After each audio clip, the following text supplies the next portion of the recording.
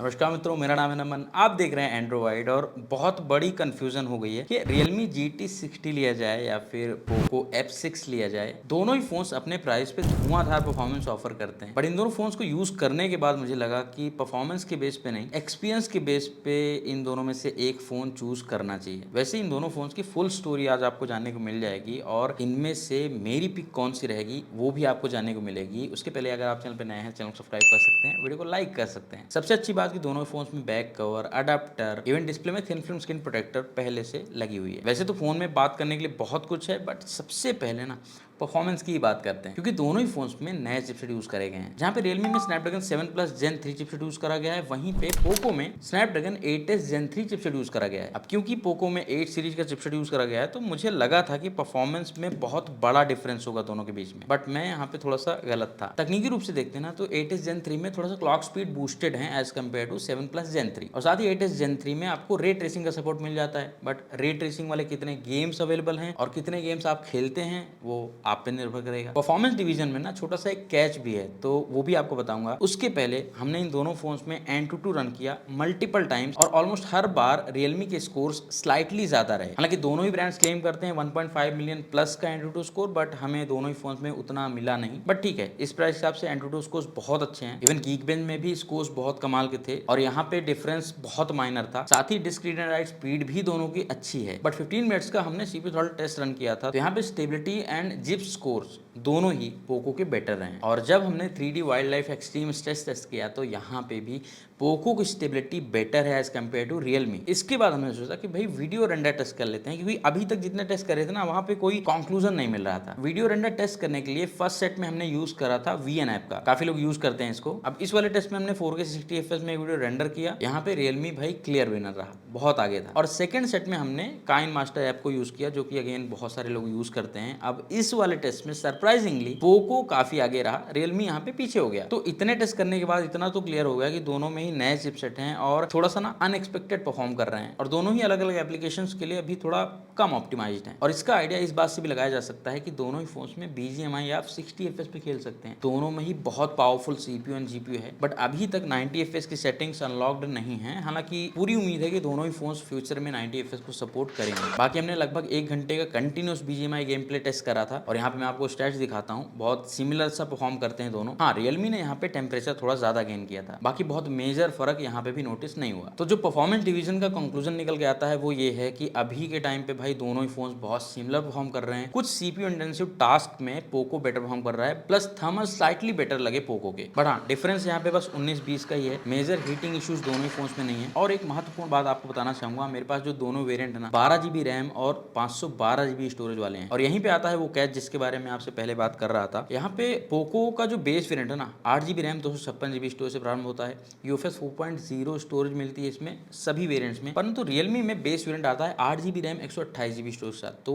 8/128 में UFS 3.1 storage का उपयोग करा गया है। तो यदि आपको UFS 4.0 स्टोरेज वाला फोन चाहिए Realme में, तो 8GB रैम 256GB या इसके ऊपर का वेरिएंट परचेस करना पड़ेगा। ये चीज आपको ध्यान में रखनी है। तो परफॉर्मेंस डिवीजन में अभी के टाइम पे कोई क्लियर विनर नहीं लगा। हाँ, पोको मुझे स्लाइटली बेटर लगा। अब इन दोनों ही फोन्स का जो कैमरा वाला डिपार्टमेंट है, ये भी काफी इंटरेस्टिंग है। बट उसके पहले थोड़ा लुक एंड फील की बात करते हैं ना, तो दोनों ही फोन्स में भाई प्लास्टिक बैक मिलता है। Realme की पहली वीडियो में मैंने गलती से बोल दिया था कि ग्लास बैक है, उसके लिए मैं क्षमा प्रार्थी हूँ। बट अभी क्लियर है, दोनों में ही प्लास्टिक बैक मिलता है। एक बात का आपको विशेष ध्यान रखना है कि Realme में ग्लॉसी फिनिश मिल जाती है। बिना केस के यूज करेंगे तो स्क्रैचेस आने की संभावना इसमें ज्यादा है, और फिंगरप्रिंट्स पे इसमें ज्यादा चिपकते हैं। वहीं पोको में मैट फिनिश मिल जाती है, तो यहाँ पे स्क्रैचेस उतनी आसानी से नहीं लगेंगे और फिंगरप्रिंट भी नहीं चिपकते। बाकी Realme का बैक ज्यादा कर्व है, फ्रंट भी कर्व डिस्प्ले के साथ आता है, तो ये होल्ड करने में थोड़ा ज्यादा इजी लगता है। बाकी पोको भी ऐसे बल्कि या भारी फोन नहीं है, और दोनों ही फोन्स में आपको एयर ब्लास्टर भी मिलेगा। हाँ, दोनों ही performance centric gaming centric phone है, बट हेडफोन जैक नहीं मिलता आपको। दोनों ही फोन्स में वेट का बहुत बड़ा फर्क नहीं है, जबकि बैटरी 500 mAh ज्यादा है Realme में। इवन जो कैमरा मॉड्यूल है ना, वो भी बहुत सिमिलर है दोनों का। और दोनों ही फोन्स में आप डुअल सिम का यूज कर सकते हैं, माइक्रो SD कार्ड लगाने की कोई जगह नहीं है। इवन दोनों ही फोन्स में जो प्राइमरी कैमरा है ना, वो भी 50 मेगापिक्सल का है। प्राइमरी कैमरा में OIS मिल जाता है। 8 मेगापिक्सल का अल्ट्रा वाइड सेंसर है। Realme में 32 मेगापिक्सल का फ्रंट कैमरा कैमरा है और पोको में 20 मेगापिक्सल का फ्रंट कैमरा है। अब रियर मेन कैमरा की बात करें ना तो हमने बहुत सारी इमेज कैप्चर करी और यहाँ पे कहना चाहूंगा कि मेन कैमरा भाई दोनों ही फोन्स का बहुत अच्छा परफॉर्म कर रहा है। डिटेल्स हो चाहे स्किन टोन्स हो, दोनों ही फोन बहुत अच्छी मैनेज करते हैं। इवन पोको का बैकग्राउंड बोके काफी अच्छा लगा मुझे पोर्ट्रेट मोड में, बट रियलमी में क्या है कि पोर्ट्रेट मोड में ये 2x डिजिटल जूम वाली इमेज कैप्चर कर सकता है, तो ये थोड़ा सा एज लगता है मुझे रियलमी के अंदर, और 2x में भी इसमें डिटेल्स अच्छी मिल जाती हैं। अच्छा पोको की बात करूं, पोको F5 से कंपेयर करते हैं ना तो F6 का कैमरा भाई काफी ज्यादा इंप्रूव किया है। यहाँ पे डायनेमिक रेंज का मैनेजमेंट अब बहुत अच्छा हो गया है पोको का। हालांकि कुछ शॉट्स में अभी भी हल्का सा हेज रखता है जैसे अगेंस्ट द लाइट कैप्चर करते हैं, तो बाकी लो लाइट में हमने क्लियरली नोटिस किया कि पोको ना थोड़ा सा शेडो एरिया को कम एक्सपोज रखता है, यानी कि थोड़ा सा डार्क इमेज कैप्चर करता है। और ये सेम चीज हमने अल्ट्रा वाइड सेंसर में भी नोटिस करी थी। हाँ 8 मेगापिक्सल का बेसिक अल्ट्रा वाइड सेंसर है, दोनों में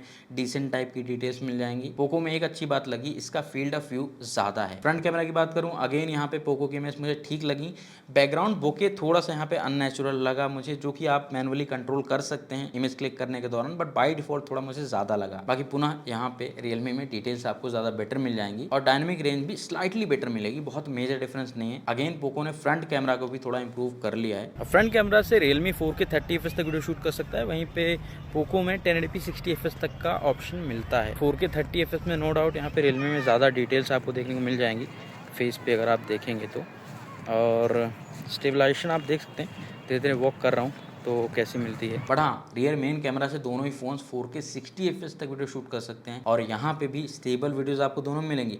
बट मैं चेक कर रहा था ना तो स्टेबिलिटी मुझे पोको की स्लाइटली बेटर लगी। कैमरा डिपार्टमेंट में ओवरऑल विनर देखना हो ना तो मुझे रियलमी लगा। पोको F5 के कंपेरिजन में F6 में मेजर इंप्रूवमेंट किए गए हैं, बट अभी भी 2x पोर्ट्रेट हो या फिर फ्रंट कैमरा से 4K रिकॉर्डिंग करने की क्षमता हो या फिर हाईलाइट मैनेजमेंट हो, वहाँ पे रियलमी शाइन करता है। वैसे दोनों की फोटोज मैंने ड्राइव पे अपलोड कर दी है, उसका लिंक आपको डिस्क्रिप्शन में मिल जाएगा, तो आप भी डाउनलोड करके चेक कर सकते हैं साइड बाय साइड। और आपको किसकी इमेज अच्छी लगी वो डिस्कस कर सकते हैं कमेंट्स में, क्योंकि भाई इमेजेस में टेस्ट भी बहुत ज्यादा मैटर करता है। तो परफॉर्मेंस देख लिया आपने, कैमरा देख लिया, अब हम थोड़ा एक्सपीरियंस की बात करते हैं। तो ये वाला सेगमेंट बहुत ध्यान से देखिएगा, ये डिसाइडिंग फैक्टर हो सकता है मे भी। जहाँ पे रियलमी UI 5 पे चलता है जो कि बेस्ड है एंड्रॉइड 14 पे, पोको चलता है लेटेस्ट हाइपरओएस पे जो कि अगेन बेस्ड है एंड्रॉइड 14 पे। दोनों ही फोन्स को 3OS अपडेट एंड 4 का सिक्योरिटी पैच अपडेट मिलेगा, बहुत अच्छी बात है। परंतु यदि हम बात करते हैं एक्सपीरियंस की, क्योंकि दोनों ही फोन्स 30,000 रुपए के हैं, कोई छोटा अमाउंट नहीं है ये। जब हमने इन दोनों फोन्स को सेटअप किया था तो पोको के अंदर टोटल जो प्री इंस्टॉल एप्लीकेशंस मिलते हैं थर्ड पार्टी वाले वो 17 हैं, 17, और रियलमी में टोटल 6 एप्लीकेशन मिले थे pre install third party. Almost 3 गुना ज्यादा एप्लीकेशंस प्री इंस्टॉल थे, जिनमें की कुछ गेम्स हैं फालतू की और कुछ यूजफुल एप्लीकेशन भी थी। हाँ दोनों ही फोन्स में आप इन चीजों को अनइंस्टॉल कर सकते हैं, ज्यादा टाइम नहीं लगेगा, परंतु एक्सपीरियंस में सिर्फ pre install third party application नहीं आते। यहाँ पे यदि हम ऐप ओपनिंग क्लोजिंग की बात करते हैं ना तो much better much smoother animations आपको रियलमी के अंदर मिल जाएंगे। इन दोनों फोन्स को जब हमने साइड बाय साइड यूज किया तो ये एक बड़ा डिफरेंस लगा हमें। इवन पोको में एक और चीज जो कि मुझे बहुत एवरेज लगती है, इनका जो आइकन पैक है भाई साहब बहुत पुराना हो चुका है। इनकी कैमरा एप्लीकेशन का आइकन बहुत अजीब लगता है। इवन जो थर्ड पार्टी एप्लीकेशन के आइकन है ना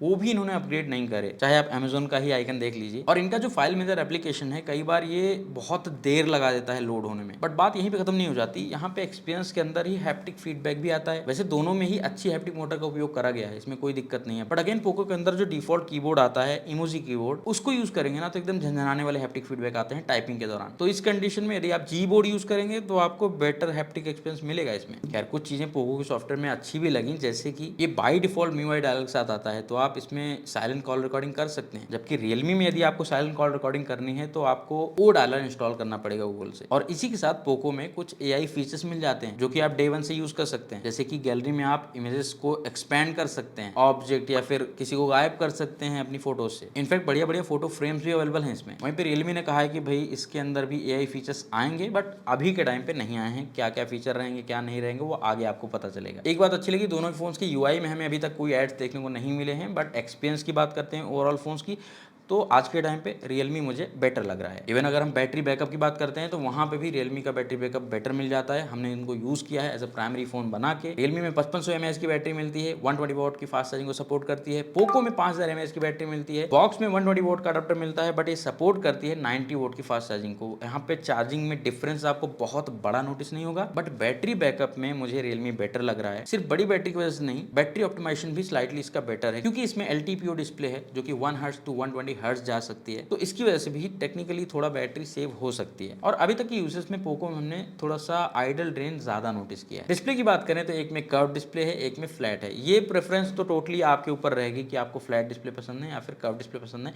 वैसे एक्सीडेंटल टचेस हमने दोनों में चेक करे, किसी में नोटिस नहीं हुए। रियलमी में गोरिल्ला ग्लास विक्टस 2 की प्रोटेक्शन मिलती है और पोको में गोरिल्ला ग्लास विक्टस की प्रोटेक्शन मिलती है। नंबर से देखते हैं तो डेफिनेटली रियलमी थोड़ा आगे है यहाँ पे। एक चीज में और आगे है रियलमी ब्राइटनेस के मामले में। आउटडोर्स में ऐसे दोनों फोन्स को यूज करेंगे कोई दिक्कत नहीं होगी, बट नंबर्स में भी और प्रैक्टिकली भी आप देखेंगे ना तो आउटडोर ब्राइटनेस आपको रियलमी में ज्यादा बेटर मिल जाएगी। हालांकि इनका क्लेम है 6000 नेट्स की ब्राइटनेस, तो वो सिर्फ HDR कंडीशंस में ही अचीव होती हैं, कभी कभी स्क्रीन के कुछ पार्ट में, तो उसके चक्कर में मत रहिए। बट ब्राइटनेस रियलमी की बढ़िया है। बाकी दोनों में ही PWM डिमिंग का सपोर्ट मिल जाता है। और पोको को एक एज मिलता है कि इसमें 12 बिट डिस्प्ले है। इस फोन में भी बेजल्स बहुत कम है। रियलमी में तो भाई कर्व डिस्प्ले है तो बेजल्स वैसे भी कम दिखते हैं। बट जब मैं मीडिया कंजम्पशन टेस्ट कर रहा था दोनों का, तो मैंने 2-3 चीजें नोटिस करी, वो बताना चाहूंगा आपसे। वैसे तो दोनों डिस्प्ले HDR10+ सर्टिफिकेशन के साथ आती हैं। अब जैसे यूट्यूब में जाते हैं तो दोनों ही phone 4K 60 FPS HDR content stream कर लेते हैं, कोई दिक्कत नहीं है। हालांकि कलर्स मुझे स्लाइटली बूस्टेड लगे रियलमी के as compare to Poco. But यार पोको ना नेटफ्लिक्स में भी डॉल्बी विजन कंटेंट को सपोर्ट करता है, HDR10 कंटेंट को भी सपोर्ट करता है, तो कहीं ना कहीं मीडिया व्यूइंग में आपको थोड़ा बेटर एक्सपीरियंस मिल सकता है पोको में। और इतना ही नहीं, दोनों ही फोन में डुअल स्पीकर्स मिलते हैं, बट स्पीकर क्वालिटी पोको की ज्यादा बेटर लगी मुझे। लाउडनेस भी थोड़ा बेटर है एंड वॉइस क्लैरिटी के साथ रिचनेस भी ज्यादा लगी इसमें। तो मीडिया व्यूइंग के हिसाब से देखते हैं ना तो पोको मुझे स्लाइटली बेटर लगा। अच्छा, IP रेटिंग की बात करें तो IP65 मिलता है रियलमी में, IP64 मिलता है पोको में, तो यहाँ पे भी स्लाइटली बेटर रहेगा रियलमी। बाकी कनेक्टिविटी में भाई कोई दिक्कत नहीं लगी, क्योंकि Wi-Fi 6 का सपोर्ट मिल जाता है। 5G के भी अच्छे खासे बैंड्स मिलते हैं। 5G मेरे एरिया में बहुत अच्छे से काम कर रहा है। 4G कैरियर एग्रीगेशन का सपोर्ट भी मिलता है। दोनों का नेटवर्क एक्सेप्शन टेस्ट किया हमने, वो भी बहुत स्ट्रॉन्ग है। लेटेस्ट ब्लूटूथ है और साथ में NFC का सपोर्ट दोनों ही फोन्स में मिलता है, तो आप टैप एंड पे जैसे फीचर्स को यूज कर सकते हैं दोनों में। और एक चीज हमने टेस्ट करी, दोनों ही फोन्स में Wi-Fi प्लस हॉटस्पॉट एक साथ एक टाइम पे काम करता है। अब बहुत से लोग बोलेंगे भाई इसका क्या काम है, बट मैं इस फीचर को पर्सनली यूज करता हूँ। कई बार मेरे रूम में भाई Wi-Fi की रेंज काफी वीक हो जाती है, तो मैं अपने फोन को एज अ रिपीटर यूज कर लेता हूँ। क्या आप भी अपने फोन को कभी ऐसे यूज करते हैं? अगर करते हैं तो कमेंट करके बता सकते हैं। आप यदि इन दोनों की प्राइसिंग देखते हैं ना तो ये भी बहुत इंटरेस्टिंग है भाई। 30,000 के अराउंड का प्राइस है दोनों में। रियलमी में बेस वेरिएंट 8/128GB प्रारंभ होता है, 30,999 रुपए प्राइस किया गया है। बट रियलमी में आपको बैंक ऑफर्स भी ज्यादा मिल जाएंगे, 4,000 रुपए का बैंक ऑफर है। बट पोको का 8/256 वेरिएंट प्रारंभ होता है 29,999 रुपए से, और इस पे 2,000 रुपए का बैंक ऑफर है। तो कुल मिला के 8/256 वेरिएंट यदि आप परचेस करते हैं पोको का तो 28,000 रुपए का मिलेगा विद डिस्काउंट। और 8/256 वेरिएंट ही यदि आप रियलमी का परचेस करते हैं तो वो आपको 29,000 का पड़ेगा विद कार्ड ऑफर। तो यहाँ पे रियलमी के लिए आपको 1,000 रुपए एक्स्ट्रा देने पड़ेंगे यदि आपको UFS 4.0 वेरिएंट परचेस करना है, 8GB रैम 256GB स्टोरेज वाला। अब हमारे यूज केस एंड टेस्टिंग पे जो चीजें हमने नोटिस करी उसके हिसाब से रियलमी को ज्यादा पॉइंट्स मिल रहे हैं। बाकी बताना चाहूंगा वीडियो पेड नहीं है, दोनों ही फोन्स हमको ब्रांड की तरफ से रिव्यू के लिए आए हैं और वीडियो में हमने दोनों ही फोन्स के प्रोज एंड कॉन्स की बात करी है। खैर अभी के टाइम पे रियलमी की परफॉर्मेंस भी अच्छी मिल जाती है, कैमरा के साथ साथ software experience and battery backup भी इसका बेटर है। वहीं पे पोको में भी परफॉर्मेंस आपको बहुत अच्छी मिल जाएगी और उसके साथ डिस्प्ले एंड साउंड एक्सपीरियंस इसका काफी अच्छा है। बट ओवरऑल यदि मुझे एक्सपीरियंस के बेस पे जज करना पड़े, दोनों में से एक फोन पिक करना पड़े, तो संभवतः मैं आज के टाइम पे रियलमी पिक करूंगा। ज्यादा रिफाइंड और ज्यादा प्रैक्टिकल फोन मुझे लग रहा है। हाँ, नो डाउट बहुत से लोगों को कर्व डिस्प्ले नहीं पसंद होती, डेफिनेटली वो पोको की साइड जा सकते हैं। अब ये टोटली मेरी चॉइस है, आपकी चॉइस क्या रहती है वो आप कमेंट्स में बता सकते हैं, क्यों रहती है वो भी आप कमेंट्स में बता सकते हैं। और आशा करता हूँ वीडियो आपको पसंद आई होगी। यदि ऐसा है तो वीडियो को लाइक करना, चैनल सब्सक्राइब करना, कुछ भी प्रश्न हो तो वो भी आप पूछ सकते हैं और हम मिलेंगे आपसे अगली वीडियो में। नमस्कार। ड्राइव पे लिंक है, वो भी चेक कर लेना, फोटो किसकी अच्छी है।